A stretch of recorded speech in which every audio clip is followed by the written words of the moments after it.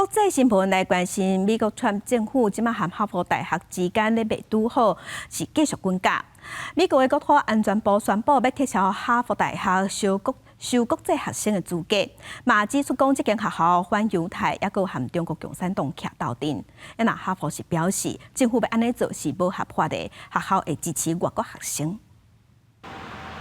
川普政府日撤销哈佛大学招收国际学生的资格，强迫在学的外籍生转学，若无就失去合法的身份。国土安全部部长诺姆伫声明中讲，国土安全部下令终止哈佛大学学生加交换访客计划认证。诺姆指控哈佛助长暴力、反犹太主义，也有加中国共产党徛共边。大学招收国际学生学费较悬，和几60亿美金的捐赠基金在库食甲饱饱，这是一种特权，唔是权利。 And if we're going to speak about who we rely on for the best and the brightest, there's plenty of American kids who also deserve to be taken seriously. 哈佛大学拒绝相关指控，并且承诺支持外国学生。哈佛的声明讲，川普政府安尼施做将会影响几60位学生，是违法，而且等于是报复，将造成严重的威胁，并且破坏哈佛的学术加研究水平。对国际学生的教育，哈佛是全力以赴。这嘛正伫咧替受影响的学生制造指引。